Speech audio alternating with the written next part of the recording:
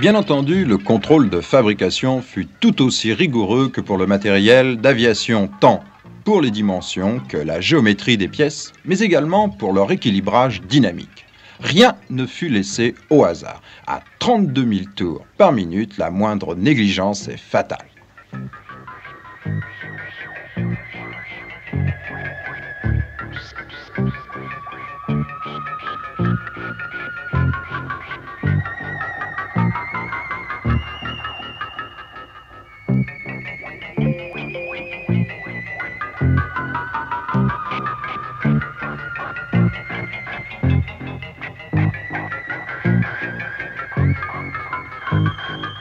Mais là s'arrête la ressemblance avec l'aéronautique, car ici, les turbomoteurs sont réunis par deux à un réducteur commun et accouplés à un alternateur qui fournit l'énergie électrique au moteur de traction.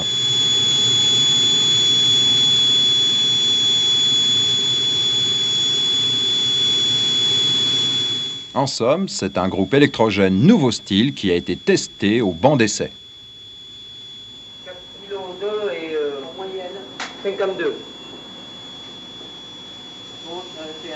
Et D0. Alors NG1, 14,2. Les résultats obtenus prouvent que la turbine est finalement très au point vis-à-vis de la traction ferroviaire. Deux groupes générateurs équipent le TGV. Ils sont disposés chacun à une extrémité de la rame, dans un compartiment parfaitement insonorisé, en particulier du côté des prises d'air et de l'échappement. Leur poids, 4500 kg, dont seulement 720 pour les turbines. Avouez que c'est un poids plume eu égard à la puissance totale installée de 5200 chevaux. À 300 km/h, seulement 5% de cette puissance sera absorbée par la résistance au roulement, le reste étant consacré à vaincre la résistance de l'air. En somme, le TGV apparaît comme étant, de tous les moyens de transport terrestre à grande vitesse, celui qui est le plus économe en énergie. 5 caisses pour 6 bogies, tous moteurs, c'est encore une innovation pour utiliser au mieux la puissance.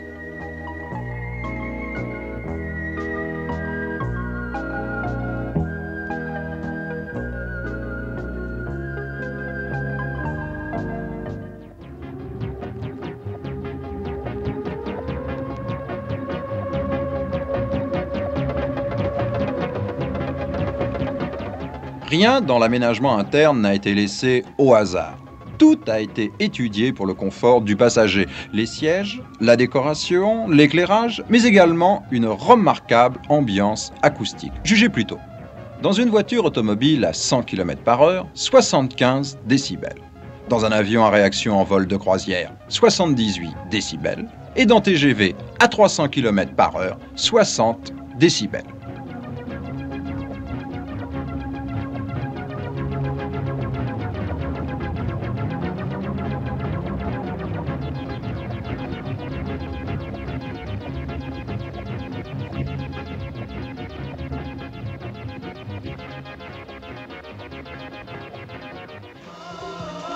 Mars 1972, usine Alstom à Belfort, TGV est prêt pour les premiers essais.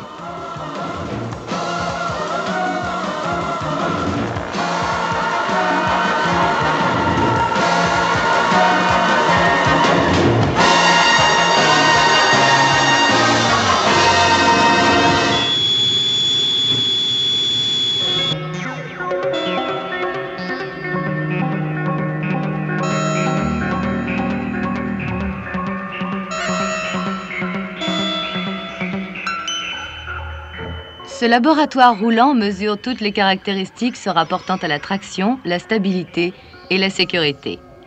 Un programme d'essai d'au moins 100 000 km permettra à la SNCF de choisir les dispositions technologiques qui seront adoptées en série.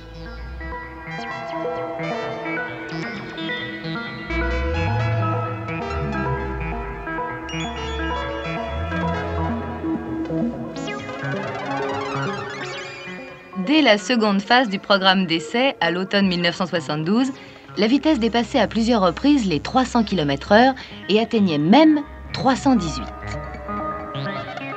Grâce à ce turbo-train dont les performances sont actuellement sans équivalent dans le monde, la SNCF rendra opérationnelle au cours des prochaines années une nouvelle forme de transport terrestre répondant aux besoins de notre temps, rapide et accessible à tous.